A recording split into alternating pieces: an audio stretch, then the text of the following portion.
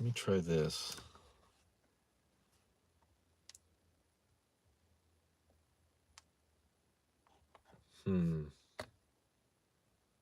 There's a separate one. We're going to find out what the source of these issues are.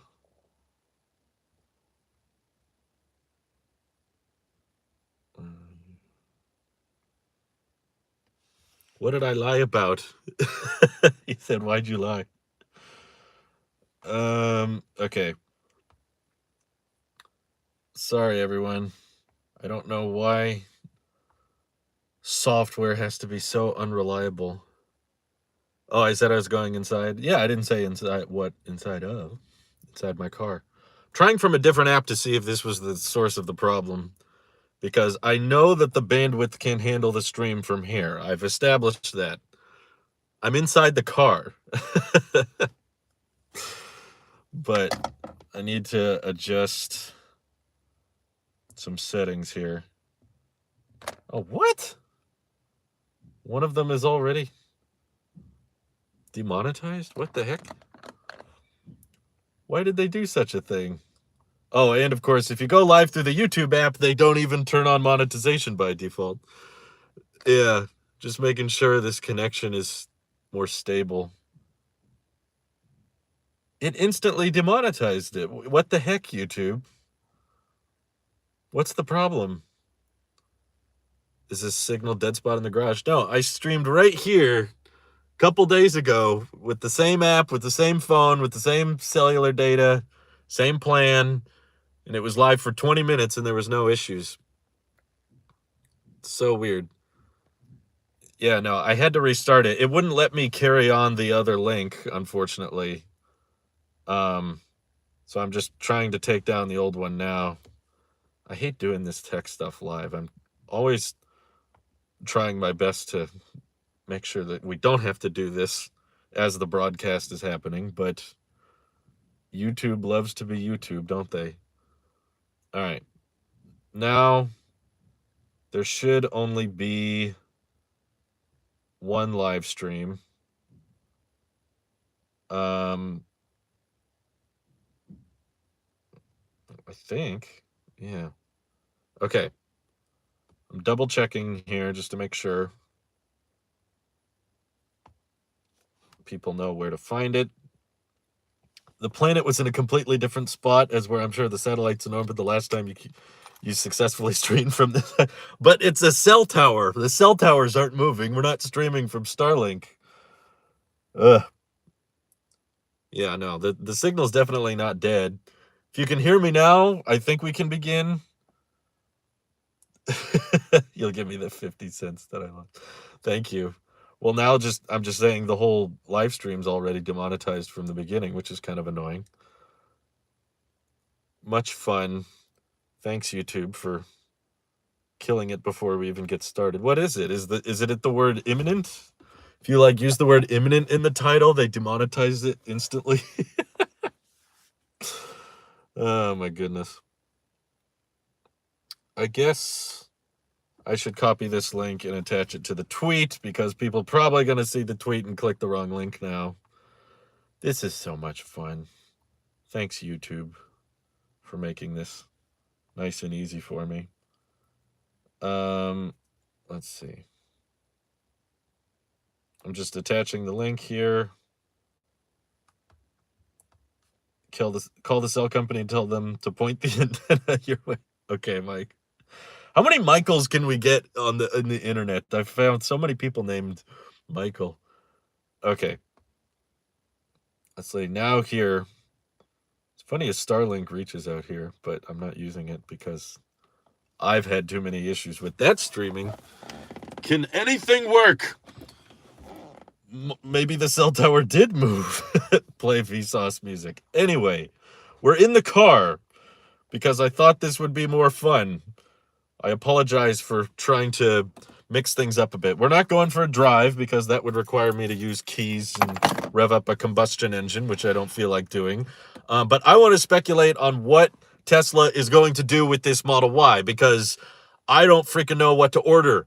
Okay, like the fact that the factory is in production right now. They are producing 4680 Model Ys as we speak. They're saying deliveries are going to happen within a month, and we still have no clue what the range is. We don't know what the weight is. We don't even know how to freaking order one. Do the people who order Model Ys on the East Coast already have a 4680 Model Y reserved and they just don't know it yet? I know that there should be a way technically to verify where your Model Y was made by checking the VIN number, but by the time you're assigned a VIN, it's kind of too late to change your mind.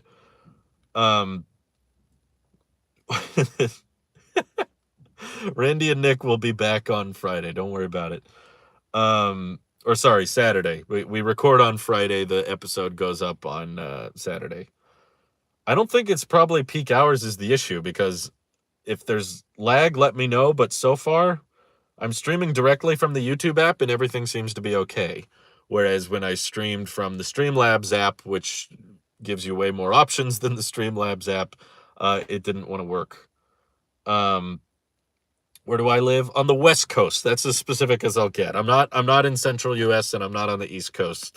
I've been to the Fremont factory, so that gives you a little ballpark. I've driven to the Fremont factory, but Organica says, I ordered in November, live on East Coast. My delivery estimate is May to June. Shake my head. I need a car now. That's kind of the most difficult part. Probably one of the reasons Tesla doesn't want to live with back orders forever, right? Like some people are like, why don't they just make it cheaper? If you can already build a Model 3 or Model Y for $36,000, why not just sell it for $40,000? First of all, profit margins do kind of matter. Tesla can use that profit and put it towards new factories and research development and whatnot. But second of all, even if Tesla did just feel generous, let's say for whatever reason they felt like, we don't want to increase the price because we want our vehicles to become more affordable, the back order would be so insane, more insane than it is already, that your estimated delivery window would be near impossible. People just wouldn't know when to order. People wouldn't know when to get their car, when to expect it. Why won't you lease a Tesla rather than buy? Not judging, because I want to own the car. You lease the Tesla, you don't own it, and you got to give it back after a certain number of years. And I want to own it outright because I'm not interested in borrowing a car. I want to own the car. That's for sure. Also, leasing is not like a great use of capital because you basically are spending money on the car, but you don't get to keep it after the fact. Even if it costs more to get a loan or it costs more to buy it outright in cash, you have a vehicle. And as we've seen with the resale value of Teslas, they retain their value fairly well. So you actually have a vehicle that is under your name. And if you want to sell it, you probably recoup most of your costs these days with how the prices of vehicles has been going up, including Tesla, but also everyone else. Yeah, leasing is just not a great financial decision. As much as I want one, don't get me wrong, I've been tempted to be like, let's just do whatever we got to do to get a Tesla as soon as possible. But this is a big financial decision. So obviously Tesla being very vague about when the 4680 Model Ys become available, how do you order one? Can you order one? Like, is Giga Texas, is its run rate going to be enough to cover the entire East Coast? I mean, that's a lot of people. I mean, sure, there's a lot of Teslas on the West Coast already, but the idea that Giga Texas will hereby, from March onward or from April onward, will just be all the Model Ys delivered, I don't think that's very practical. Otherwise, there will be just tremendous backlogs for the East Coast. So that's what's making me think that maybe the structural battery pack and the 4680 batteries, at least in their initial state on the first Model Ys, are just not going to be very different. I mean, there still has to be some weight savings. I don't understand how they could match the exact same weight and range of the Fremont-made Model Y. I mean, they would have to get very, very precise and very, very specific to get exactly 330 miles estimated by the EPA. Just do the exact same range like they had it before. I don't think they can do that personally. At least a depreciating asset you can sell. You cannot sell a leased Tesla. It's just $25,000 thrown away. Exactly. It's not a good idea. Leasing is like renting, but longer. And also it's right up there with rent as being a bad financial decision, at least long-term, right? Like renting a house, apartment. Yeah, Mark, using a bad example for me because I don't rent. We bought our house. We own our house outright. So I also agree with you. Yes, it's renting for the short term is a decent solution, but long term, you're much better buying property, buying your house, and owning it outright, which is what we did because we didn't want to keep paying for rent. So for the same reason we're not renting anymore, we also don't plan on leasing.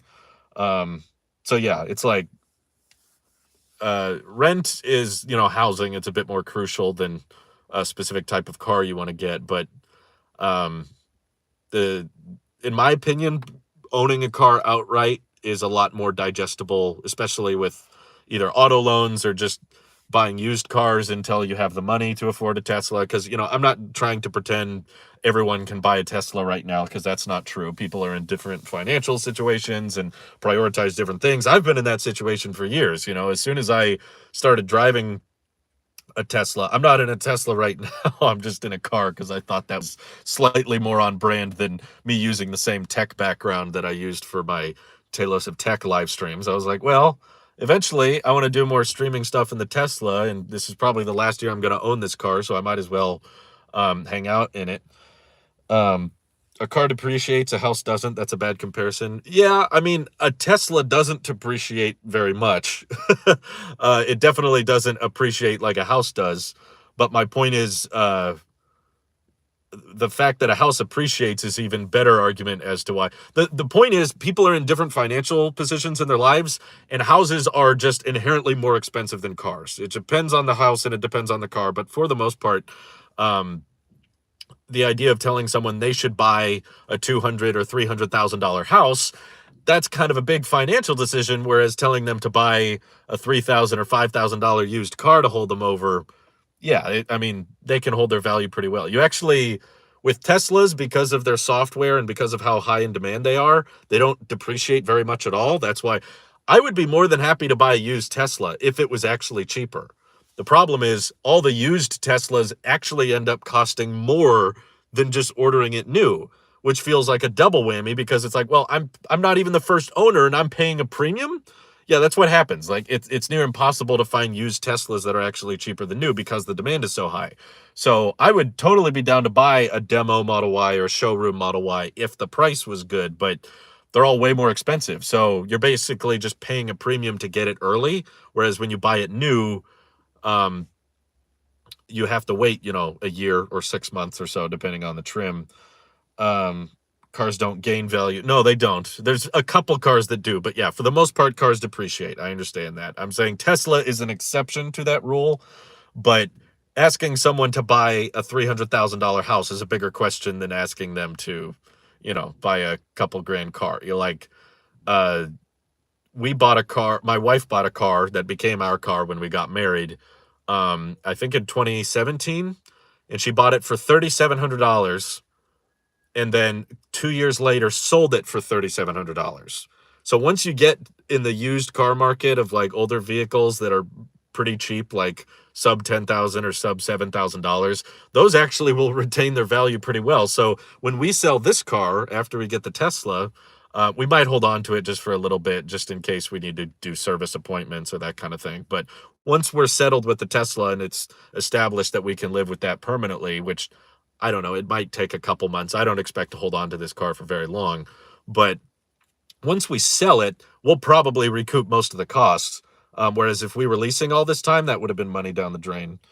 Was this a spontaneous stream or just change of scenery? Believe it or not, I actually tried to plan quite a bit for this and nothing went right. I'm just having one of those bad days, I guess. I wanted to just talk about Tesla and not have to worry about all the technical difficulties, but I came in the car, I brought my phone, and I did a stream test a couple days ago. I even got this like phone holder thing, which for some reason now isn't working. I don't know what changed. But I had a phone holder where it had a much better angle than what you guys have right now. But basically I could put the phone up on the dashboard and I balanced it with this tripod attachment thing.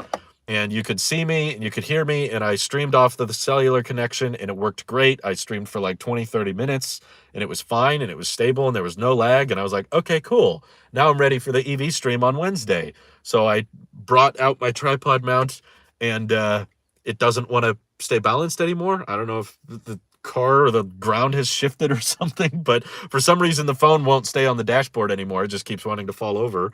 So I'm having to use the little phone holder that we use when we're doing road trips or GPS navigation and that kind of thing.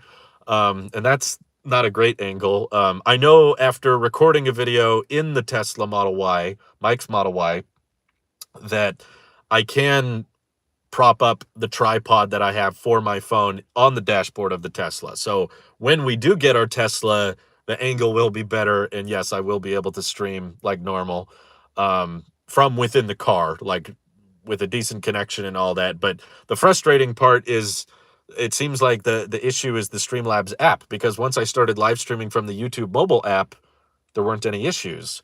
But when I tried to stream from Streamlab, and the YouTube mobile app has its own set of problems. So yeah, there's just a lot of tech difficulties. I was trying to mix it up because I was like, I don't like doing the EV streams with the tech background. I feel like the EV streams should do something different. So I charged it too much. Now it's heavier. Exactly. What do you do with the crypto donations? I hold them. Only a handful of people have asked to donate via crypto, but a couple people did. So I provided the stream keys, but I don't sell the crypto. I just hold on to it. Yeah, as of right now, this gas car is 0 emissions because it's not running. Thank God. Are you making your Tesla a robo-taxi when possible? I don't think so. Just because I think Elon and Tesla as a whole oversimplify this robo-taxi thing. I think that they're so distracted and so focused on the software, which is important. That's the main limiting factor, allegedly. Maybe there's hardware limitations we don't know about. But according to Tesla, it's only a matter of software to get robo-taxis right. And they're so focused on getting their algorithm trained and getting Dojo online that they just keep saying all this investment and all this time we're putting into the software will be worth it, because once the car drives itself, once we're at level 4 or level 5 autonomy, then suddenly it unlocks all of this revenue potential through robotaxis. And I just keep thinking of edge cases in my head, and I interact with them all the time. It's not like one major thing. It's like a million little things that stack up very quickly. I'm like, okay, if someone rides in the robotaxi and they leave a mess and the next rider doesn't notice it, then who gets penalized for it? And I've seen the footage from the in-cabin camera on a Tesla. That camera can't pick up very much. It's not going to pick up what goes on next to the glove box. It's not going to pick up what goes on behind these seats. It's not a very high resolution camera. It's like there's easily messes and things that could be left behind that camera is not going to pick up. Second of all, okay, the robotaxi's driving a lot more. The car's more useful now instead of sitting in a parking lot or in a garage. That's great. But also, who's charging this thing? If I opted into the robotaxi network, it'll drive around for a little bit, maybe a couple hours, drive some people around. Suddenly the battery's low. Now do I have to be on call at all times to have it come back home, and then I plug it in and charge it up? And if I'm charging it from home, that's going to take a whole lot longer to charge up than it is at a supercharger. So it's not going to eat into my profitable driving miles if it has to rely on a home charger. So makes more sense to take it to a supercharger, but then who's going to plug it in when it's there? And if it's me, then is it really that passive an income source? If I have to constantly be babying this thing, cleaning it, taking care of it, washing it, making sure that the tires are okay, making sure that it's charged throughout the day. I don't know. I just think that there's a bunch of little things that stack up. Again, it's not one big issue. And personally, like, we're planning on spending at least $50,000, maybe $60,000 on this Tesla. And I don't want to just have my car take strangers around everywhere that I don't know. They're not going to treat my car like it's $50,000 or $60,000, because to them, it's only a couple of cents in a few minutes of riding. So they might not treat it the way I would, and I would rather my car be mine. So I know if something's wrong with it, it's on me, and I can clean it and I can keep it to myself. So it's kind of selfish, yeah, but I think that's how people are with cars. You know, that people, especially in America, are more than just transportation vehicles. You know, it's more about just getting from point A to point B. If that was all transportation in cars was about, was just getting you from point A to point B, everyone would buy the cheapest, most fuel efficient sedan in the world. And you could just get in it, and it would drive, and you would drive it, and you would have an incredibly low cost of ownership. The Snake Chargers is not a simple thing you can just flip on. You have to install. You know how many superchargers there are? We're at like 30,000 superchargers. None of them to this day have snake chargers. So it's not going to be like, oh, this month we're rolling out the snake chargers, because if there's other people doing robo-taxis, they're going to need snake chargers too.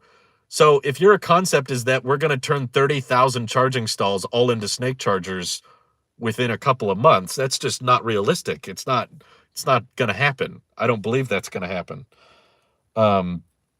Agree with you on using my why as a robo-taxi. Might as well ride along to charge. Yeah, at that point, just be an Uber or Lyft driver, right?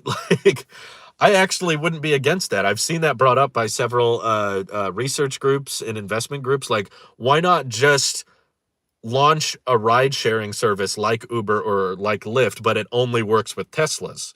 That way, the cost of ownership is lower.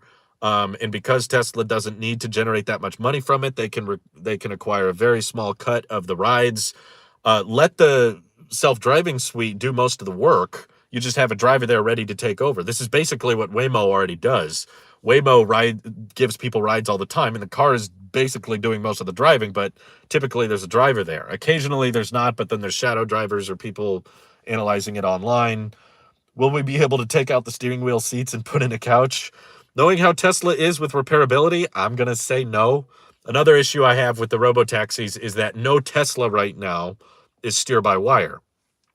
Steer-by-wire allows the steering wheel and the pedals and stuff. I don't know about the pedals, actually, but for the most part, the steering wheel digitally is telling what the wheels to do, whereas all Teslas have a physical hardware connection from the steering wheel to the wheels.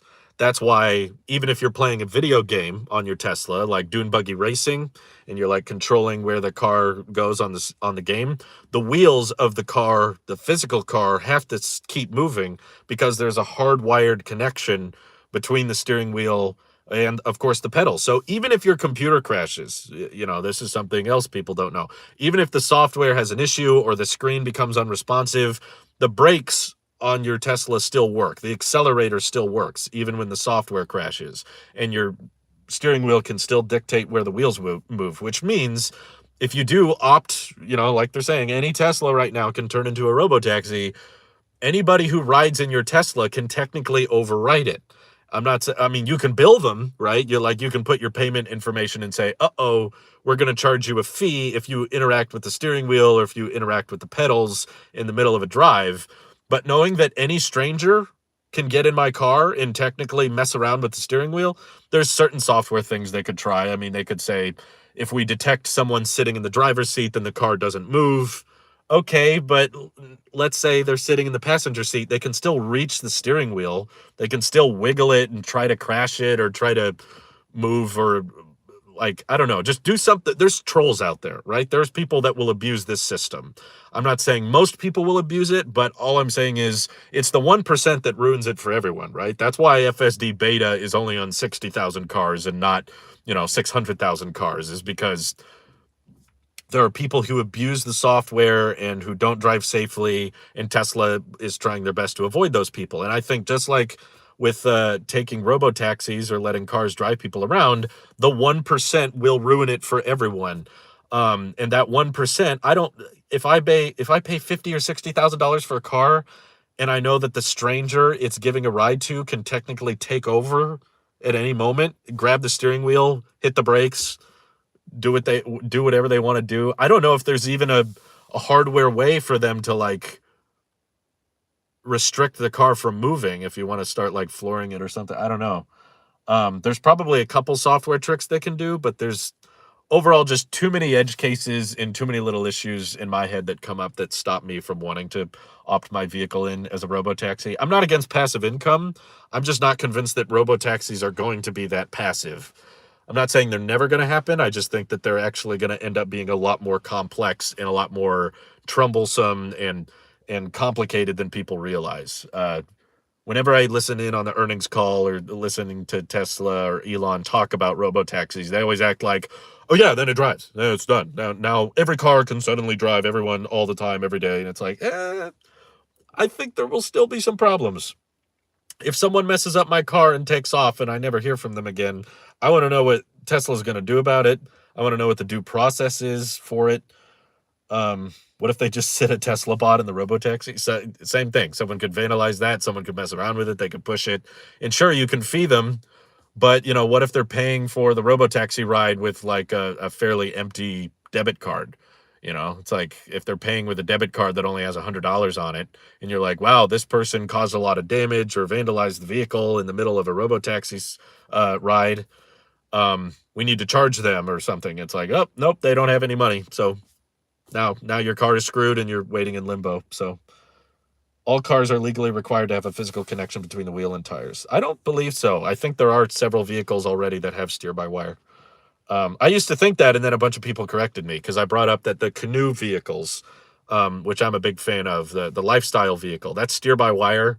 And in that video, I was like, I don't think it's quite legal yet, or not that many people are doing it, but a bunch of people corrected me and said, no, Drew, there's steer-by-wire vehicles. So it is a thing. Who do you think will be the next Tesla Supercharger network competitor? Oof. They're kind of, no one is really competing in a regard. I mean, Electrify America is my first response. But the thing is, Teslas can use all superchargers.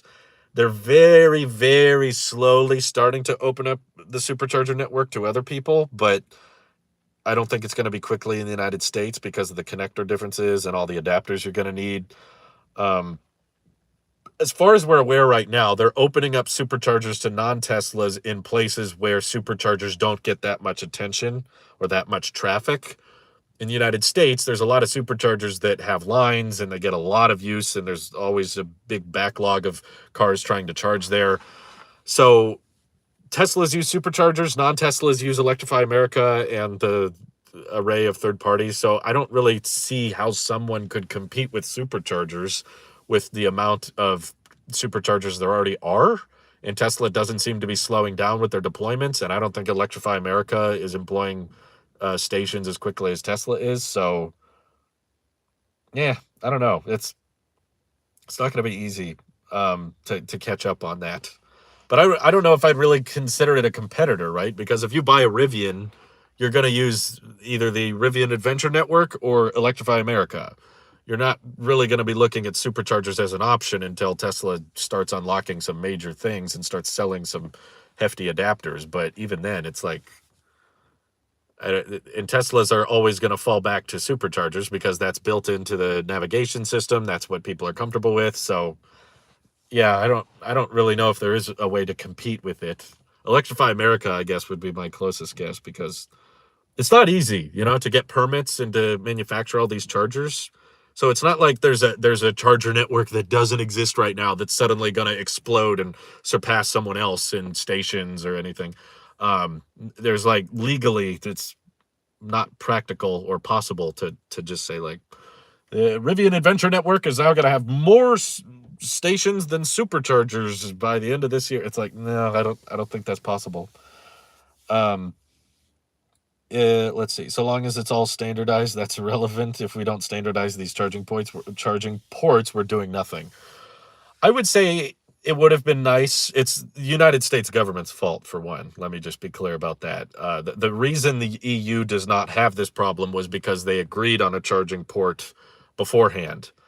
The problem with the situation in the United States is we did not agree on a charging port. And now the United States government doesn't want to acknowledge that Tesla exists, despite them having more chargers than anyone and having more vehicles on the road than anyone else. So that creates quite a problem when the most popular charge port and the most popular chargers don't want to be acknowledged by the U.S. government. It's a mess, I agree, but the good news is most EVs are able to charge from home anyway, which you already are going to have the connector you need at home, so it's not exactly the same issue as gas cars, because gas cars all have to go to gas stations. So if you don't have standardized gasoline, that's more of an issue. But at least statistically, from what I've seen, it's still like 80% of charging is done at home. So the vast majority of charging, it's not that big a deal because you can just use the cable that came with and the port that came with your car. I don't know what the way to turn around this charger port issue is. In my opinion, the easiest way to go about it would be to switch everyone to Tesla's connector. But the U.S. government's not going to do that because they don't like to act like Tesla's a thing. The J1772 sucks because it can be unlatched by anyone. It's also just a mouthful. It's not a very elegant name. And also, I just think the Tesla connector looks so much cleaner than the CCS connectors. Why do you think Biden's administration doesn't like Tesla? I have no clue. I would have thought Tesla would have gone hand in hand with the Biden administration, but I have a feeling it has something to do with Tesla not supporting unions. And of course, GM lobbying and spending a lot of money donating to the administration and the party. So they basically are just going to prioritize the people that pay them.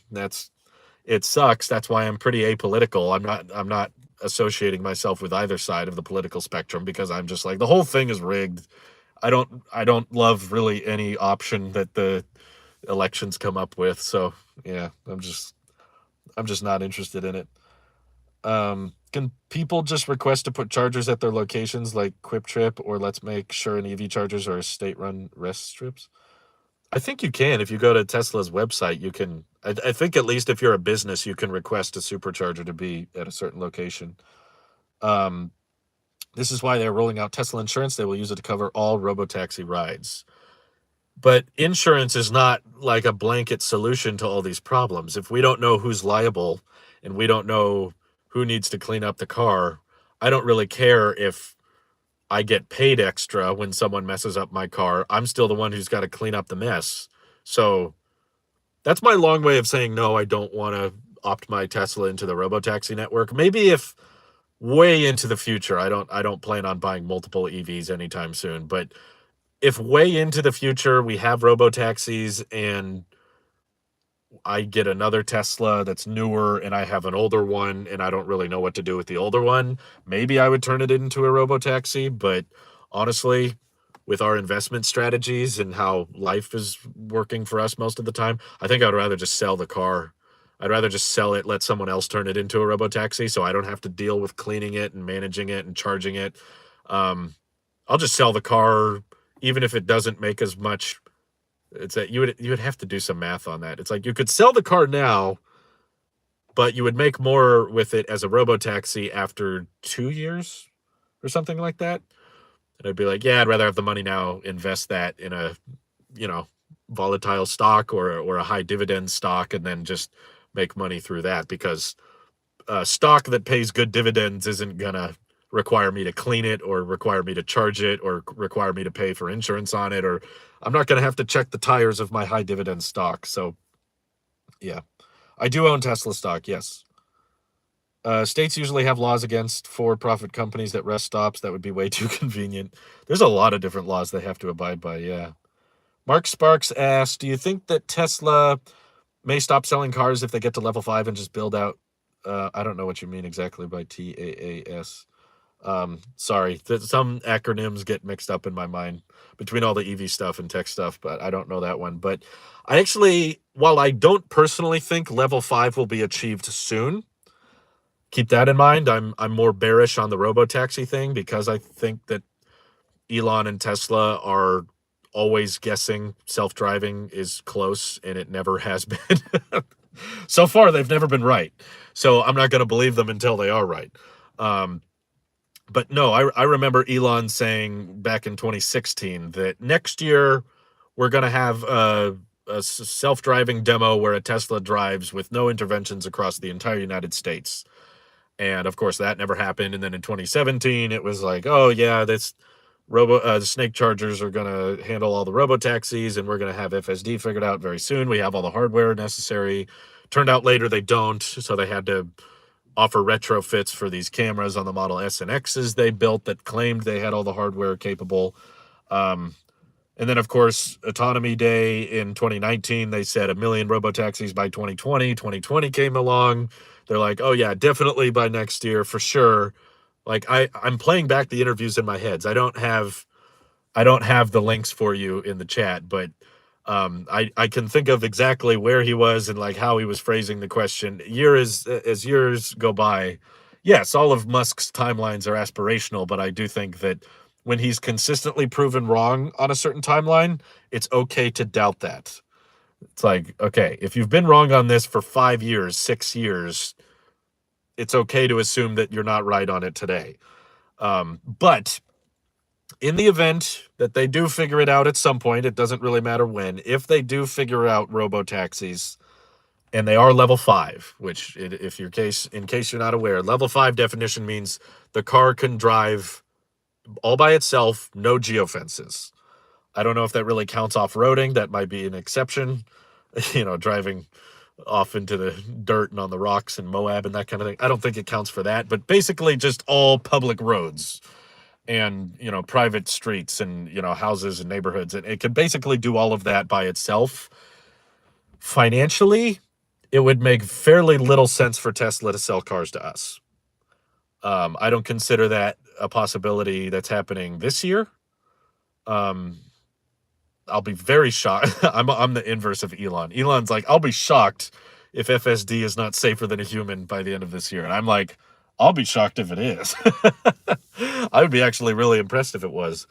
But if they did have level 5, yeah, there would not be much incentive for them to sell cars to us because they could make far more money turning each of their cars into robo-taxis, even if they're not popular in rural areas, even if they're not popular in more suburban environments and they just use them in major cities.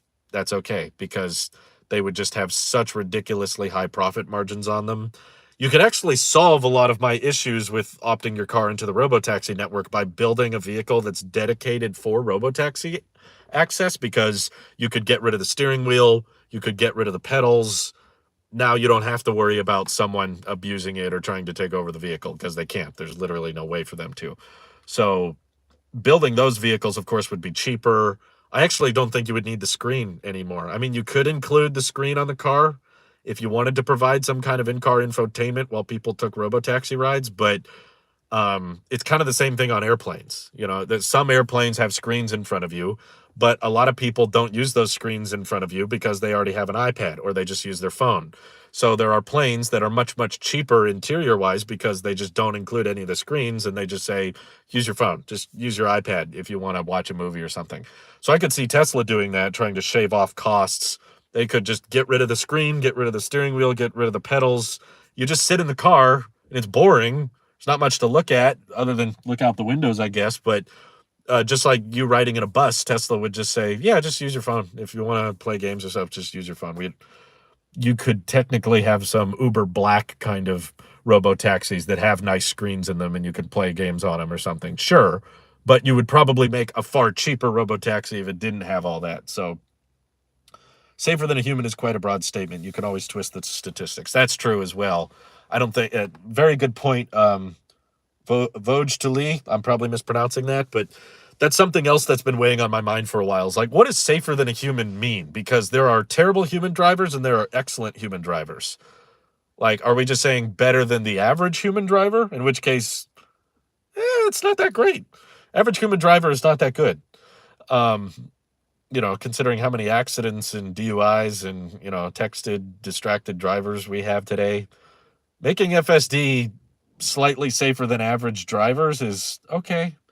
I don't know if that means turn on the robo-taxis yet. Obviously, I think they've said that before. They want to get like 3 times safer, 5 times safer than the average human. And I agree with them there. We shouldn't just switch it over the second we pass average.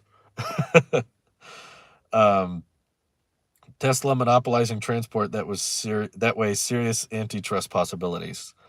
I don't think there'll be a monopoly because they don't have the manufacturing capacity to become a monopoly, at least anytime soon, even if they hit their goal, which I think they will personally, but even if they hit their goal of 20 million vehicles a year in 2030, that's still not even half of the total automotive market. So I don't really see that as a monopoly at that point.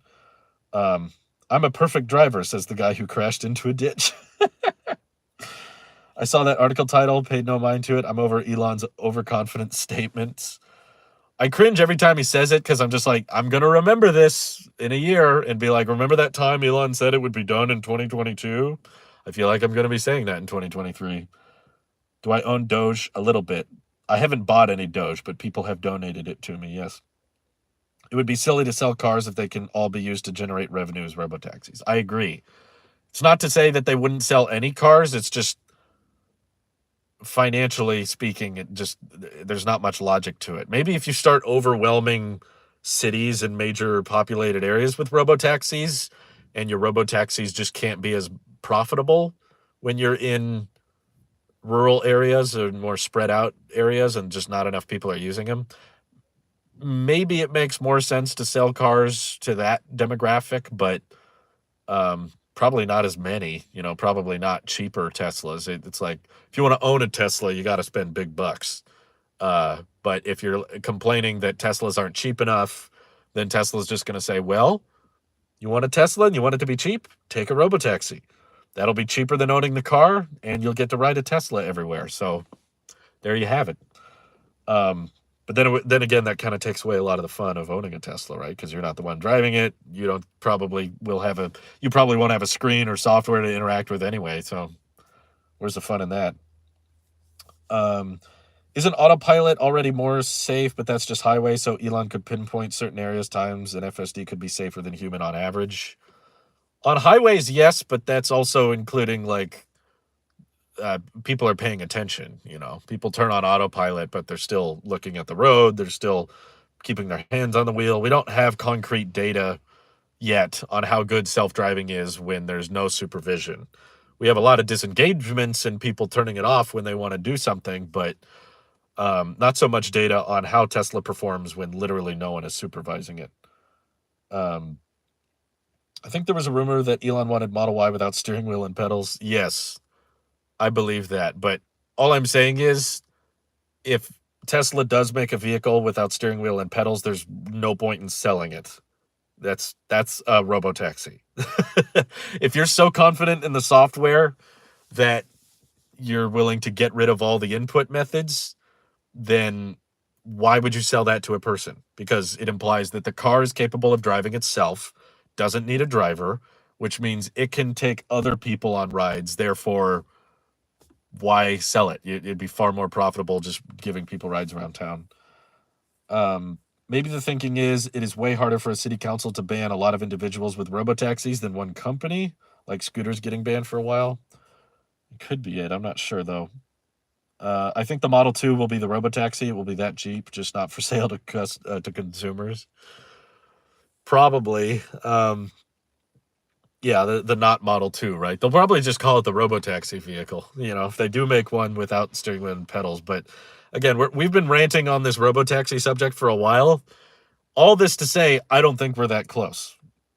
My dream is level 3. I'm still invested in Tesla, and I still really, really want a Tesla because I think there is inherent value in a ton of advantages to owning a car that can drive you. Doesn't need to drive strangers, doesn't need to make you passive income. It doesn't need to drive people around. Just you and your loved ones. I think there's value to that. And I think just as a selling point for Tesla's vehicles, that is an immensely strong selling point. Especially when Tesla maybe starts assuming more liability with FSD. If they start getting to the point of, okay, there needs to be a driver in the driver's seat, but that driver doesn't have to pay attention. It's like, you need to be there, but you can watch a movie on the screen.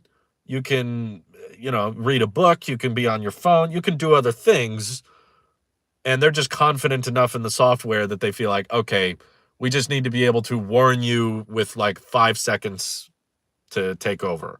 So this would not be something that would work at high speeds, right? If you're on the freeway going 60, 70 miles an hour, it's not going to be like, oh, quick, take over fast. But it's like, if the car is going through a construction zone and you're stopped and now the guy's waving you through, now you need to grab the wheel. Or if you're pulling into some weird driveway, someone's house is a little different and they want you to park on the grass, the software is not going to think it's supposed to drive on the grass. Weird little edge cases like that. Tesla says, okay, we still need a driver, but the car can drive itself. Because that's always been my dream. The main reason I always wanted a Tesla was just because I wanted one day to be able to get in the car early in the morning, plug in a destination. It drives me to my family members. It drives me to my friends, and I barely had to do anything. It doesn't really matter if it can't drive strangers around or do it with no one in the car, but just the selling point, because I think there's a good chance of Tesla having that feature before everybody else does. Because I believe they are ahead in autonomous driving above everybody else. There's absolutely a chance of like Tesla offering that feature and no one else has it. I already feel like autopilot's pretty hard to match. If there is a recession, Tesla will go way lower than $900. I sure hope so. It'll give us all an opportunity to buy more Tesla stock. It will be so good, cars that drive us, we don't need any license. Well, the vehicles that you could take a ride in without a license don't exist yet, because currently all Teslas have hardwired steering wheels and pedals into the if you can take over the car, you need a license. So that's what I'm trying to say. All Teslas built right now, if they had to give someone a ride in a robotaxi, they would probably need to verify your license. Otherwise, you could take over. And they don't want you to do that. That would be bad for them. Let's see. I think level 4 is perfect autonomous driving, but you can still drive it if you want. Level 4 technically doesn't require a driver. Level 4 basically means the car can drive itself, but there's geofences. I think level 3 is my dream, because level 3 implies that the car can't drive with no one in it, but it can drive without the driver paying attention. I think that's what I'm most interested in. After that, whatever happens, I'll report it, I'll talk about it, but I'm probably not going to do it. What's up with all these stupid questions during earnings calls? Ever since I've started listening to Tesla earnings calls, all the questions have been pretty dumb. So, All Things Trains by Dr. Sesla says, just hopping in to say hello and leaving ASAP to study for exams. So, hello! Thanks for tuning in. Let's see. Watching 15 minutes behind, but just like Uber has user profiles, Tesla Robotaxi network can require everyone to verify their identity, and both parties can leave a review to each other so you see who's bad. Right, I'm just saying this takes away from the passive aspect of the passive income, right? If we're reaching the point where it's like, I guess what you're saying, well, you said robotaxi, hold on.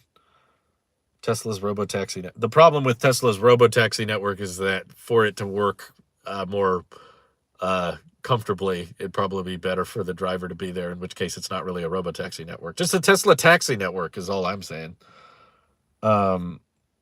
Let's see. Optimus will be excellent in restaurants as boss boy or for doing the dishes. It's an interesting concept. I just don't think it's coming anytime soon, considering Elon thinking FSD is so close and it not being close year after year after year. And they are actively telling us Optimus isn't going to be in any kind of mass production for several years. We're looking at like maybe a prototype this year. Then yeah, we've got a freaking long way to go before a Tesla bot is actually something you see in everyday work life. So cool idea. I think it's a cool recruitment tactic, because it's going to convince people that Tesla wants to do more than self-driving, which recruits a lot of AI experts, recruits a lot of software engineers, which Tesla really, really needs. You can recruit them and they can help you work on software for the bot, and then when you're done working on certain aspects of the bot software, you can say, also, can you help us work on this one self-driving thing here? So I think of it as a great recruitment tactic. Whether or not it will actually come out, oh man, I think it could easily be a decade. It's a long time. Can Tesla develop a cheetah mode for Optimus? I think they're intentionally not trying to make it fast. Mike says, FSD beta just quit on me the other day due to a system error. More details to come on the EV podcast. Yeah, I've seen that happen to Dirty Tesla before.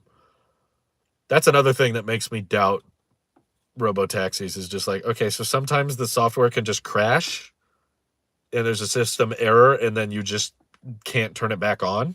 That's it. Now you have to take over. Like, those should be impossible if we're making robotaxis. That should not be, that should be like never. Even if that was 0.1% of the time, that's going to cause a lot of problems if the car suddenly has a system error and doesn't know what to do. So yeah, there is a lot to talk about. I'm excited for the podcast to come back. Let's see. I wish there were a lot of stupid questions on the earnings call. The biggest one for me, the one I am so perplexed did not get answered or even asked, was Like, how do you order a 4680 Model Y? Or what is the range of the 4680 Model Y? Because my purchasing decision especially would be a lot easier if I had some answers on that. It doesn't have to be good news. It just has to be an answer. Just tell me, like, no, we ended up making the range almost exactly the same. Or not almost. The range of the 4680 Model Y is identical to the range of the Fremont Model Y. I'd be like, okay, that answers that question. Now I know. Instead of this, like, I'm not sure. Maybe they're keeping it a secret. Maybe they're not keeping it. Maybe they don't want to say anything because there's not much to say. What's the weight? That even if the range is the same, the efficiency has to have changed, right? Because you're switching to a structural battery pack with more energy dense batteries. There has to be some weight savings there. I don't believe they could just match the weight magically, despite completely re-engineering the Model Y. So when are these deliveries happening? Which spec? Like, are these all going to be dual motor long range? Are you also going to do performance at the same time? So far, we've only seen Giga Texas build blue and black Model Ys. Do you have to order a blue one to get one from Texas? Is no Fremont Model Y going to be delivered to the East Coast, or is it going to be a mix of Giga Texas and? I've even started looking in because we're trying to decide, like, we're trying to make a decision here on which Tesla we're going to order. And it's very, very difficult when there's so much we don't know. But, like, I'm trying to figure out, like, there's so many questions to start with. I can't even pick one. Like, will a more efficient Model Y have, I don't know, better towing capacity or better? There's just so many things that should be changing with the structural pack, right? We already saw the user manuals updating just for the fact that you have to lift the Model Y differently with a structural battery pack. You can't use the same lift points as before. Everyone's convinced they're going to software lock it, but then again, the next question is, how much is it software locked? Is there much of a point in doing that? Are you going to, like, sell someone a Giga Texas Model Y with software limited range and then upsell them to unlock it? Are you going to charge $5,000 or $10,000 to unlock it? If it's $10,000 to unlock 20 miles of range, then why bother? It's not even worth trying to get a Giga Texas Model Y. I mean, quality control will be good, I'm sure, but if it's going to cost that much extra to unlock a very small amount of range, then why bother? Ugh. Let's see. Not even nuclear reactors are fail-proof like that. FSD needs problem solvers. Yeah, the programming expertise is helpful, but it all comes down to how capable/malleable are you when met with a problem. Interesting. If they inform the general audience how to order a 4680 Model Y specifically, many would ditch their Fremont reservations and would overload Giga Texas. I just think transparency is typically the good way to go, because now what you're going to have that I've already seen online is a bunch of disappointed customers, because there's a ton of people that seem to think they're getting a Giga Texas Model Y because they ordered a Model Y and its estimated delivery is in March or April, and Tesla is saying those first deliveries from Texas. I've had people DM me saying, I'm going to get a Giga Texas Model Y. And I was like, how do you know? And they're like, because of this delivery center that's right next to Giga Texas. I'm pretty sure that's how I get them. And I'm like, no, I don't think you are. So the solution is just to disappoint everyone. I mean, I don't know. My theory is that the range numbers are going to be incredibly similar because they don't want an influx of people ordering Texas mades and nobody wanting the Fremont models. So they've intentionally manufactured the Giga Texas Model Y to not have that good range. I don't think it's a software lock, because that can only be kept a secret for so long. Once we see how many watt hours per mile a Tesla Model Y consumes, and we do a teardown on the Model Y eventually and find out what the total battery pack capacity is, people will be able to extrapolate that data and figure out what the total range number is pretty quickly. And then even if Tesla doesn't provide a way to order that model, it's still going to cause a huge number of people to try to get that model, knowing that it'll be a higher range number. And they'll just keep delaying delivery until they get a VIN number that proves it was made in Austin. So it's not a good scenario either way, in my view. They don't need to inform the general audience in regards to what particular vehicle they're getting. Only time they do is when you're assigned a VIN. Yeah, but that VIN is a dead giveaway because the VIN from Fremont is very different from the VIN from Texas. How much range is Model Y Performance in USA? I think it's 303. It's like just barely over 300. Let's see. Texas also hasn't fixed our stupid dealership law yet. So if we order a Model Y, will it still be from Fremont, or will they drive Giga Texas Model Ys out of state and then back? Ugh, that's so frustrating. It's so annoying to not know how to order a freaking car. Usually Tesla makes this so simple. Can you just have a Tesla dealership on native reservations? Oh my god. The Cybertruck and Semi and Roadster should be the only ones to get them. Well, as frustrating as it is, ooh. Oh, okay. Sawyer Merritt just tweeted something. He said, Tesla has now updated the design studio, and the site no longer shows a difference in height between the long range and performance Model 3. Oh, Model Y still has it. Okay. I thought that was somewhat related. It's not. We're good. Yeah, I definitely would have preferred if the Cybertruck was prioritized, just because I think we've seen enough Model Ys on the road, and yeah, the back order is long, but I'm just kind of like, yeah, raise the prices and just take a healthy profit margin from Fremont. Um, but as Elon said, and I do agree with him on this regard, I don't agree with him on everything, but I do think he was correct that if they were to introduce new models, they would deliver less vehicles. And Tesla rightfully prioritized delivering more vehicles because they realized getting the most amount of EVs on the road is the best way to support their mission statement. It's not about having the most diverse lineup of vehicles, it's about delivering the most. So as long as we have tremendously large back orders like this, then yeah, unfortunately, it makes sense to prioritize the Model Y. It's a bit of a bummer for us as the consumer because we're ready for Cybertrucks. We want to see more trucks on the road. We want to see the semis because that's exciting and fun and cool. But from a mission statement standpoint, it really doesn't hold up. My Tesla rep said my Model Y could be Austin made even if I live in California. It is a performance Y. That's the other thing. The Tesla reps say so much contradictory information. It's very confusing. Someone DM'd me on Twitter and they were like, my Tesla rep told me it's a Texas made, and they got the VIN and it was not Texas made. So I don't trust the representatives to know what they're talking about, really. I don't think the representatives have that much more information than we do, to be frank. Did he just confirm by a tweet that we are getting height adjustable suspension on Model Y? No, the performance Model Y is naturally just lowered to the ground. And that used to be the case with the performance Model 3, although now they've seemed to have eliminated that animation. So maybe they just realized that the lowered suspension was not necessary or not worth it.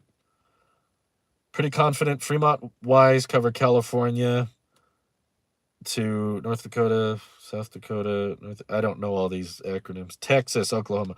Eastern border where Austin Ys cover everything else of that previous border. I just am wondering if, like, I don't think Giga Texas will have enough production capacity to meet that demand right away. So I wouldn't be shocked if there's still a mixture of Model Ys from two separate factories in one state. Tesla reps give people what they want to hear. Yeah, I've experienced that myself. Just in the past, I was calling Tesla reps. I was asking questions about used vehicles, and they were like trying to get me to buy more expensive things. I was just like, what does this vehicle cost outside of this? And they were like, well, I don't really know, but you should get the performance model. And I was like, I don't want performance. And they were like, why not? Performance is great. You should definitely get, it's classic business sale thing, kind of like car dealer type approach. But yeah, I don't give a lot of faith to the Tesla reps, unfortunately.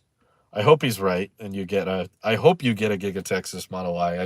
I wish there was more of a process about it instead of this whole like vague. It's basically like playing Russian roulette whether or not you get one with 4680s, because I want the more efficient vehicle, and I want the Model Y obviously if possible, but this is making it very, very difficult. Mixture is unavoidable, but I'm sure that Delineation is their goal. That's a fun word. Delineation. My standard range plus Model 3 scrapes enough. The performance did not need to be that low anyways. That's fair. Thanks, agree. Okay. Let's see. I feel like once Texas is up and running, they should shut down Fremont just to make batteries. Well, Fremont is still pretty valuable. It's producing, I think, over 600,000 vehicles a year. It's building all the Model S's and X's, all the United States and Canada Model 3s. So I don't think there's much point in shutting it down. As long as there's people willing to pay money for the vehicles that Fremont builds, it makes sense to keep it around. Delineation. Delineation. I love those things. They're supposed to make it easier to pronounce, and they don't for me. It'd be better for my... Hey, look at that. Lighting looks better. Thank you, Sunshade. It's crappy Hyundai. I'm still confused why Tesla still wants to make a new Roadster. It doesn't fit into the current lineup at all. And the base 0 to 60 on the Roadster is the same as the S-Plaid. Different design, I know, but still. That's not true. They have since corrected the 0 to 60 time on the Roadster and said that it will be 1.1 seconds, which is substantially faster. Also, the Roadster's top speed will be over 250 miles an hour.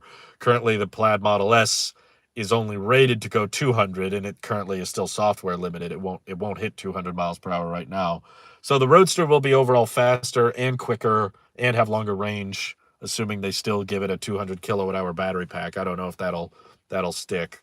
Based on what Elon said on the last Joe Rogan podcast, it sounded like maybe range won't be as big a priority on the Roadster, but it's dessert for them. That's why it's been delayed so many times. It's been pushed back so much because it really doesn't support their mission statement very much, but they started with the Roadster and unfortunately didn't make it very long. You know, they stopped building the Roadsters pretty quickly after they introduced them.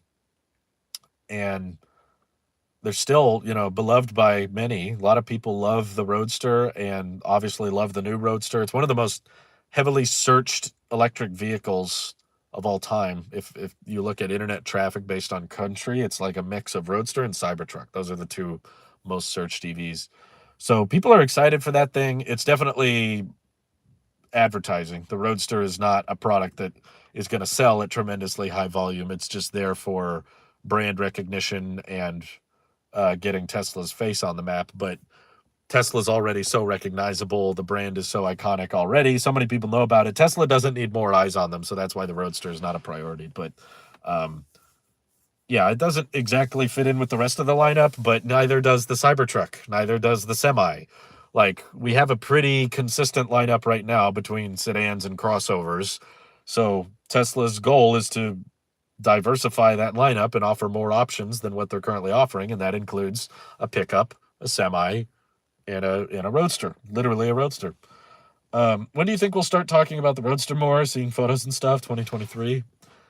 Basically, my answer is after everything else has already come out, because the as far as their mission statement goes, the Roadster is kind of like the last thing that counts. So when the Tesla Semi is in production, when the Cybertruck's in production and being delivered, then maybe we'll get some Roadster information. Hopefully they're not waiting for robo-taxis or something. Could the Tesla bot be the $25,000 Tesla car? Maybe it would give you a piggyback. I don't think so. I don't think it'd be very good at that. It's not that heavy or that tall, so I don't think it would be very good at piggyback rides. That's a hilarious idea, though. Oh my God. Are you going to buy your Model Y in the East? I've actually looked into that a little bit because we do have family on the East Coast. My father-in-law is on the East Coast right now. And I was thinking about it because I'm like, we want to travel more. We were actually planning on going out and visiting him on the East Coast at some point this year. And of course, we were also anticipating on buying a Tesla at some point this year. So I was like, do I have to order the Model Y on the East Coast to get a Texas-made model? Because if that's what it takes, I'll do it. Unfortunately, it sounds like it's a lot more complicated than that. You don't just go to a different state and order the car. Obviously, you could just do that with a VPN. You don't have to physically be in that state. Second of all, when you order the car, you still have like a 6 to 12 month wait anyway. So that doesn't really solve anything either. The problem is when you take delivery, you're kind of in this limbo state where you have to like get it registered with the DMV, and it's really, really hard to get registered in your home state when you're not in it. So if by some miracle that's how it worked, and let's say if it was a guarantee, if I go to Florida and if I order a Model Y there, I'll get a 4680 Model Y, then I would have to come back to Florida when it's time to take delivery, accept delivery, take it to the DMV there, register it in Florida, and also the next step, have to buy insurance with it, and then drive it cross country, re-register it in the West Coast, and get new insurance for it because the insurance isn't going to transfer that far. So basically, it would end up costing a whole lot of money, and it would not be very simple. It would not. It would not be good. So I don't think that's really going to be an option. I think it would require a lot of travel, a lot of money, and I don't think that's going to be an option for me, unfortunately. But I did look into it. I hope their quality control gets better by the time the Roadster comes out. Yeah. I think that people don't realize what active work takes to like improve quality control. Like what I'm trying to remind people is you improve quality control on your vehicles by updating and redesigning your manufacturing process. That's what Tesla is spending so much time doing. They've spent all of last year and all of this year working on just updating Giga Berlin and Giga Texas with new paint shops, new manufacturing techniques, simpler components, and reducing parts, reducing complexity, and redesigning the assembly line so that there aren't as many issues and room for errors. So when people are like, Tesla needs to focus more on quality control, they don't have enough attention on quality control. Look at where their money is going. All of their time and money is going towards updating their assembly process and updating their manufacturing with the new factories. Once those factories are operational, they can either shut down the Fremont lines and update them, or, at least reduce capacity a little bit so that they can iron out their issues at Fremont. But yeah, it's not really practical for the company to shut down the factory, which is their bread and butter, when there's nothing really to cover for it. Now we have Giga Shanghai, which is helping cover for it. And once we have Giga Berlin, Giga Texas, once they're all ramped up, they'll probably be able to comfortably afford shutting down Fremont for a little bit and updating quality control. The other thing not enough people say with quality control is that when it's good, no one says anything. Basically, when it's bad, but when Tesla has fixed the problem, when Tesla has ironed out the problem, you don't hear anything because the product just works, or the feature is just the way it's supposed to be. So there's definitely issues. I'm not saying Tesla's perfect. They make all kinds of problems with quality control, and they're not very good at communication or customer service. I'm fully aware of all that. I'm just saying the way you fix it is by, I think the best quality control approach and service approach you can have is the best service is no service. And it appears that that's what Tesla's goal is. Let's build a factory so that we don't need to service these vehicles at all because they're built so reliably and with extreme precision. I'm in favor of that. I think that's a good way of allocating your expenses. Tesla will not make more than a handful of vehicles. They will refresh older models or retire lines. The problem is the assembly line in Fremont is pretty dang active. It's building quite a lot of cars. So I don't think it's just a handful. The Model S's and X's are probably going to be selling at the 20,000, 50,000 a year, which is still kind of up there. Giga Texas will eventually build new vehicles. It hasn't even started producing to the public yet. Patience, young Padawan. I've done my waiting. 3 years of it.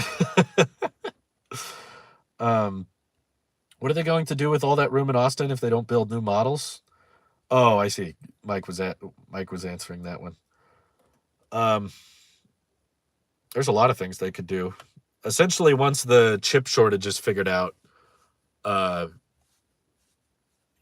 we'll probably use more of the Giga Texas property to build 4680 batteries because that's probably the next limiting factor, and then expand production. As long as demand is high, there's always going to be need for higher production capacity. So I could easily see them building up a whole separate facility just for batteries that route directly into Giga Texas. That way they can build Model Ys at $1 million a year from a single facility and maybe 250,000 Cybertrucks a year from that one property. Yeah. Handful of models is what you're saying. I see. You said handful of vehicles, and I was like, what? Did you know Nissan?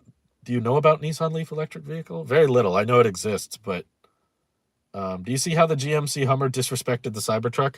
I tweeted about it. I thought it was funny because the at least what I think you're referring to is there's this picture within the Hummer's software of the back tires sitting on top of the Cybertruck, literally on the windshield.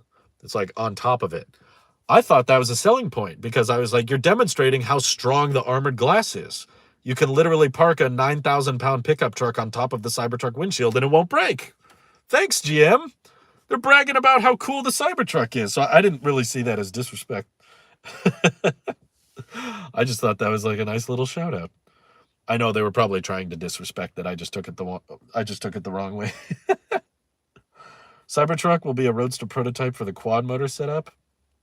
I don't think the Roadster needs quad motor. I think the only reason the Cybertruck got quad motor was for the off-roading capability. Having individual motors for each wheel to variably adjust your torque is really useful for off-roading. The Roadster, like, the limiting factor, the reason they're putting freaking air cannons on it is because the weight of the Roadster with the torque the motors are offering can't get it much faster than 1.9, 1.8 seconds, 0 to 60. So you have to cheat a little bit to get it faster than that. You have to rely on thrust that's not the tires. So that's what the air cannons are. They're thrust that aren't relying on the grip of the wheels on the road. So I don't think a quad motor would fix anything because that's just adding to the torque. I'm sure the torque and the horsepower would get higher, but you're still just going to slip out on the asphalt. So I don't really think that fixes anything. They've taken a lot of money from the Roadster customers because you don't just pay a reserve fee. You pay $20,000 down. I believe it's $50,000 down for the regular Roadster. And if you put down a Founders Series reservation, you had to put down $250,000 in 2017. And now it's 2022 and there's still no Roadster. Is that 1.1 with rollout or not? I'm not sure, actually. It's probably with rollout subtracted, but it's still, I'm sure, faster than any other vehicle on the road by far, right? Even if you add rollout, I'm sure it's faster than the Rimac. They might do 4 motors for torque vectoring for high-speed track driving. Maybe, I guess. It's just so much smaller. I think the Cybertruck is such a large vehicle, it's probably fairly easy to add in another motor when you have that much space to work with. The Roadster's already got a 200 kilowatt hour battery pack, and the plaid powertrain takes up a lot of space in the back. The front is even less spacious. So maybe they could do it, but I have not seen any references from Elon or from Tesla that they want to make the Roadster quad motor. So I'm just trying to keep expectations in check. The next EV podcast, if all goes according to plan, will go live on Saturday. Sometimes things don't go according to plan, but we're planning on bringing that back in just a couple days, so stay tuned. Cyber Roadster is the best idea. Strong exoskeleton for the thrusters and avoids scratches your paint on your very expensive Super EV. I'm all for it. I want a cyber everything. I want a cyber semi. I want a cyber SUV. I want a cyber sedan, cyber Roadster. Yeah, give me all the cyber stuff. GM started Hummer deliveries now. I thought they started like a month ago. Is it not started? What happened? Was that like a donation or something? Was that like a limited edition delivery? I don't know how that worked. Truth is, if I'm being honest, all this complexity surrounding the Model Y is making me really, really tempted to get a Model 3. If I'm just being completely honest, just thinking out loud, I've plugged in long distance routes on a better route planner and compared it with the current Model Y long range and the lithium iron phosphate Model 3. Even if I got the long range Model 3, it would go way further than the Model Y does, and it would cost about $8,000 less or $7,000 less. Still, that's a lot of money. I'm just really questioning how much we want the Y, like how much do we plan on utilizing that practicality. And the other big difference that, well, I'd like to show you, but I don't. My phone's right here. This iPad doesn't have a calculator. The other big difference is that with lithium iron phosphate, you can charge to 100% every day. Whereas if we're getting a Tesla with 2170 cells and you charge to it 80% every day, the range difference from your house is not that much, frankly. It's like 80% on the Model Y is like 280 something miles. And with the lithium iron phosphate battery, you're charging to 270, 100% every day anyway. So for in-town driving, just leaving from home, it's the same range practically. And on road trips, it's a fairly small difference because of the efficiency and how quickly they charge. With a better route planner, I plugged in a long distance road trip. It was like out of state to visit my parents. Plugging it in with the Model Y long range, got there in like 14 hours, 48 minutes. And with the lithium iron phosphate Model 3, it got there in 14 hours, 50 minutes. 2 minutes difference. Granted, there's other factors you can't account for, like traffic and cold weather and wind. So I'm not saying those a better route planner predictions are super accurate, but I'm just saying with estimated, if the difference is that small, maybe in real life it's a difference of 15 minutes or 20 minutes. That's not much on a 15-hour road trip. Difference of 15 to 20 minutes versus like Model 3 has like $13,000 less than the Model Y. Like, that's crazy. $13,000 cheaper. Wow. Yeah, that's a lot. Like you could get the Model 3 rear-wheel drive with full self-driving, as expensive as it is, and it would still be cheaper than buying a base Model Y with no options. That's like, I wouldn't buy FSD outright just because of the subscription being a thing, but that's a tough one. I'm split on that one because we do really want the Model Y for its larger storage capacity. You know, we've had a sedan for several years, and we know that a sedan can cover our needs of today. The main reason, yeah, Joey's asking, why do you want a Y in the first place? The main reason we're looking into a Y is to cover our needs for the future. The truth is, a Tesla is going to be something we take a lot of trips on. We want to drive a lot more and go a lot further distances than we do with this car, because this car is not fun to drive.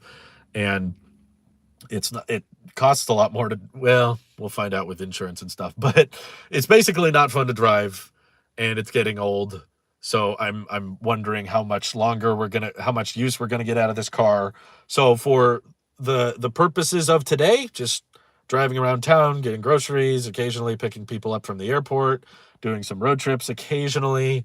Yes, a sedan can get our jobs done fine, but we're not buying this Tesla for car ownership for the next couple of years. We're buying the Tesla because we want to own it for 15, 20, 30 years potentially. So it's tough. If you order the Model 3 today, when would you receive it? It depends on the spec you get. If you get the cheapest possible Model 3, it's like October. So 9 months to go. And if you opt for a white interior or a different color on the exterior or something, it brings it down to June for the rear-wheel drive Model 3. For the long-range Model 3 actually has one of the shortest delivery windows.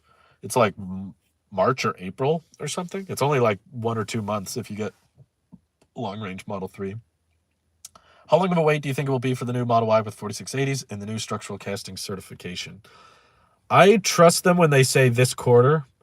So I'm hoping we get certification at some point this month, and then maybe end of March we see a first official delivery and hopefully get some answers about that Model Y, whether it has software limited range, where the deliveries are, how you order one.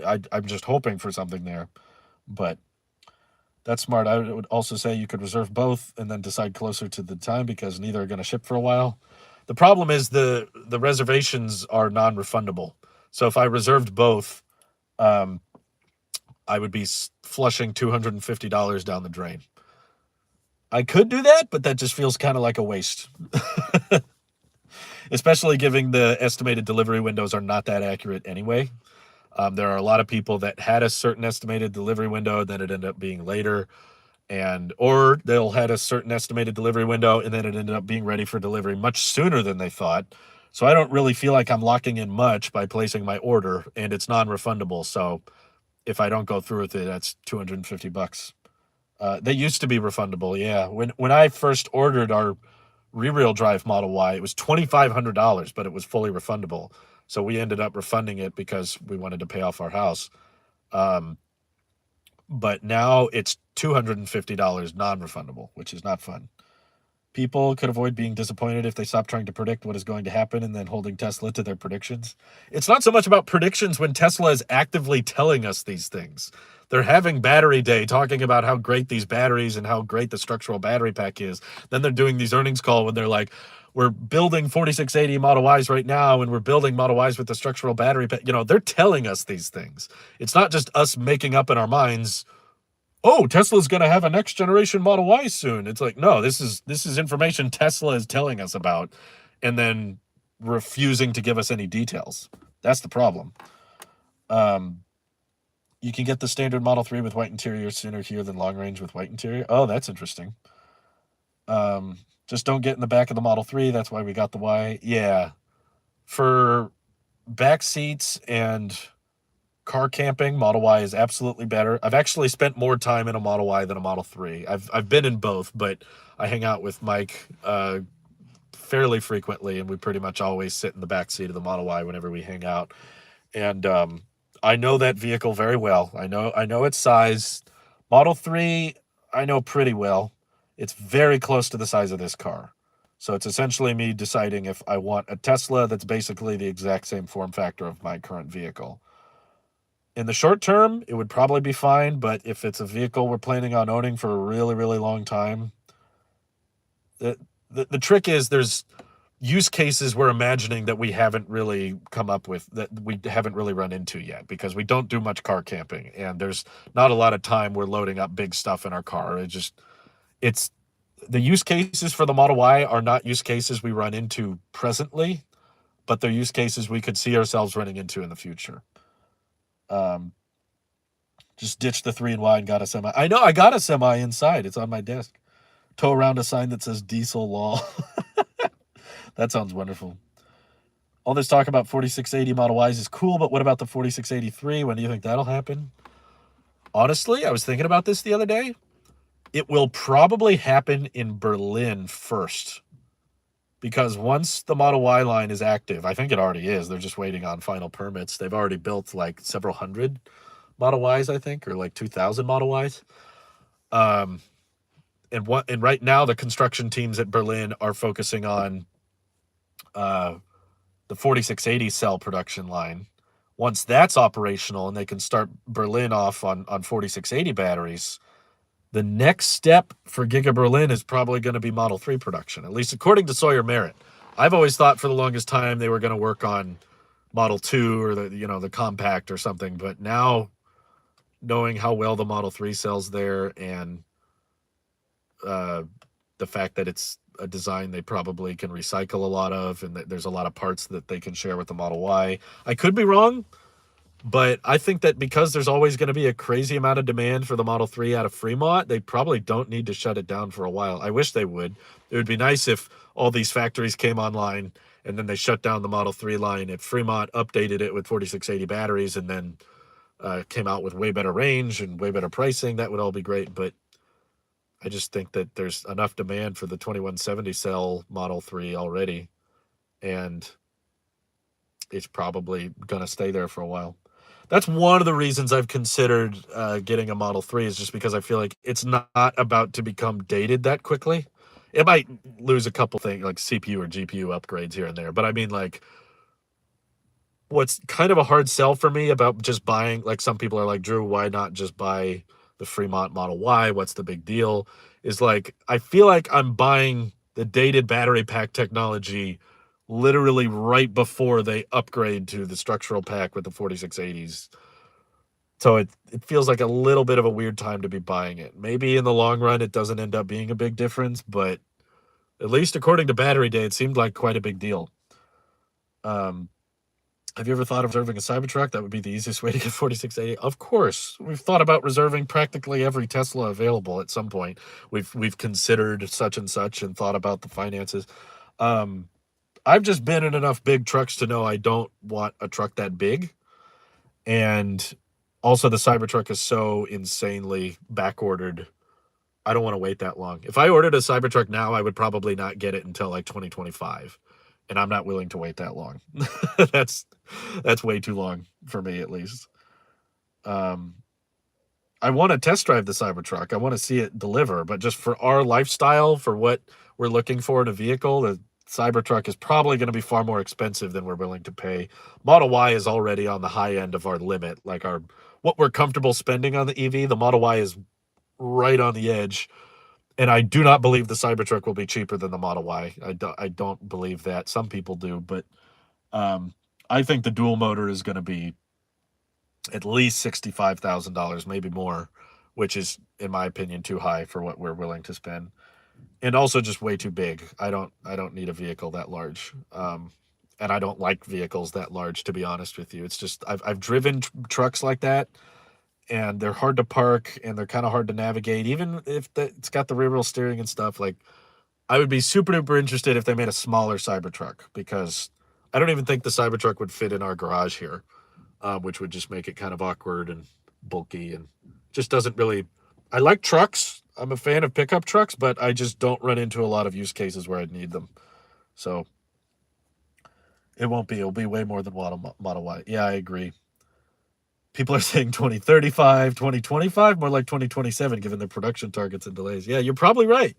With 2 million Cybertruck reservations, and we're probably not even going to get deliveries until mid to late next year. I'm going to be waiting so long, even if I was a diehard Cybertruck fan. Even if I was a diehard Cybertruck fan, I would probably still order a Tesla this year that I would hold on to until the Cybertruck was ready. And then I would sell that car and use the money towards a Cybertruck. You honestly think Tesla missed the Cybertruck price targets by $20,000? I do. You know why? The Model Y missed its price target by $20,000. They said the Model Y would start at $39,000. The Model Y today starts at $59,000. Yes, the trim, you can argue the trims are different, but same thing with the Cybertruck. Like, you can argue, well, they were talking about the standard range Model Y, and you're comparing that to a long range all-wheel drive Model Y. Same logic with the Cybertruck. They talked about a tri-motor being $70,000. I think they're going to scrap the tri-motor and just do a quad motor, and it'll have great range, and it'll be way better than the prototype was. But yeah, it's going to cost way more than the prototype did. Do you want us? No one will store their Cybertruck in garage so everyone can see it. Well, some people have chargers in their garages, so that's just where it's got to go. What was the promised price point for the dual motor all-wheel drive? $50,000. Yeah, I think dual motor all-wheel drive was promised $51,000. Now it's $59,000. But as we've seen with the Model S and X, I think are great examples. When Tesla has tremendous demand, they will jump the price like never before. Seriously, in 2020, I think it was, they sold a Model S for $69,420. Epic price point, that's what it started at, long range. There was no standard range. There was no rear-wheel drive Model S. It was just long range, all-wheel drive Model S, $69,420. Now, with the interior refresh, it's not even the Plaid, even without the Plaid, but just with the demand not stopping and so many people ordering that new Model S, it now starts at $95,000. So the range got better. The Cybertruck is going to be much better than the prototype, and the demand is already off the charts. Of course, the price is going to go up at least $15,000 or $20,000, maybe even more. So I'm fairly confident. I'll be shocked if the Cybertruck ends up starting less than the Model Y. That just makes no sense to me. I thought manufacturing the Cybertruck was supposed to be cheaper because of the exoskeleton. Yeah, but manufacturing it could be cheaper once it's up and running, but that doesn't mean they have to sell it for cheaper. That just means healthier profit margin. Why don't you just get an Aptera? I would love to, but they haven't started deliveries yet. If Aptera starts deliveries, absolutely, I would consider getting one. I've got some referral points as well that I would absolutely use towards one. So they're in startup phase. So I don't plan my life around what startups claim they're going to do. Just because so much has gone wrong and so much is hard to predict with the startup. They already said they were going to do deliveries in 2021 and that didn't happen. And I was calling it the whole time. I was like, no, they're not. So it depends on how financing goes and how their money goes. I would love an Aptera. if they existed. So far, they don't exist. Production models don't exist. But if they do, totally would get one. Totally. I would love to check one out. I would love to test drive one. I would make all kinds of videos about it. I'm all about that efficiency. So if you look back, every time they do the first vehicle in a category, like the first sedan was expensive, the first SUV Model S was really expensive, so the truck's going to start at $85,000 and go up. I wouldn't be shocked. I'm just telling everyone to try to be prepared for the worst when it comes to Cybertruck pricing, because it's kind of the worst case scenario. We've had rapid inflation over the past couple of years, insane demand. Cybertruck has been changed a lot since its original prototype model. Demand for other vehicles has gone way up, so Tesla's focusing on those right now. It's like, definitely expect worse pricing. That's for sure. No, Franco, Giga Nevada abandoned the plans to become like the biggest building ever because they couldn't get enough people to move to Reno. It wasn't from lack of trying, it was from lack of employees. That's part of the reason they decided to put Giga Texas where they wanted to, because when they decided on Giga Nevada, they didn't take into consideration where people would be or where people would be willing to move. A lot of people from Fremont moved out to Giga Nevada so that they could help operate that facility, but it's just, there's not a lot of stuff out there, so they couldn't get enough employees and they didn't have enough working staff. So that's why Giga Nevada is like constantly hiring. They're trying to get more people all the time. So when Elon was asking people at Tesla, like, hey, where do you want to work? Where could we move? Everyone was saying Austin, Texas. Tons of people were willing to move to Austin, Texas. But Elon was like, okay, what's your second choice? And no one had a second choice. I don't remember what interview it was, but he said that basically everyone they asked at Tesla Fremont, like, where do you want to move? Everyone said Austin. So they were like, okay, let's move to a place where other people are comfortable moving to. That way we can have a large footprint and we can hire a ton of people. So yeah, that's why Giga Nevada plans have changed quite a bit. Would you consider the Rivian R1T or R1S? Absolutely. Assuming they do a couple things. For one, R1T in its current state is just too expensive. For me at least, I'm not willing to spend that much. Maybe in the future, but not in the near future. But I would still like to see Rivian and how they do with customer service, because they're a startup and because they're brand new. We don't have much information or data on how their batteries age. And I would like them to adopt a heat pump. I'm kind of annoyed that they're making $70,000, $80,000 trucks and they don't have heat pumps in them. So they're pretty inefficient with HVAC. And I also want to see Rivian actually stay true to their word about the adventure network. They claim they want to have like several thousand Rivian chargers across the country within the next couple of years. That would definitely make road tripping with them and charging a lot easier than relying on Electrify America, which is far more expensive than supercharging and less reliable. So I want to see Rivian build out their own network. I want to see how their batteries age, and I want to see how their customer service does. And if they do all of those things right, I could see myself buying one someday. But definitely not my first EV, and definitely not with the only pricing they have right now, which is like, if you want to get a Rivian somewhat soon, you have to get the adventure, what's it called? The higher price, the Explorer package, which is like too expensive, and I would take the cheaper one, but the cheaper one I guess has been deprioritized or something like that. Yeah, Austin is a big tech hub now, so people are willing to move there. Not enough people to employ Nevada, that's correct. Lots of big money moving there, plus battery factory soon in my backyard. Lucid is in Arizona, but they're not building that many cars. I don't think they will build that many cars for quite some time. Anyway, I think we've been live for quite some time, so I'm going to have to end it here. It's funny that when I go through the YouTube app, nothing goes wrong. It's only when I use the Streamlabs app that we have issues, so apologize for that. But stay tuned for more videos, and thank you guys for your support. Oh, before I forget, I almost went through the whole stream. I want to thank our patrons of the Tesla Fund. I have them on the iPad here.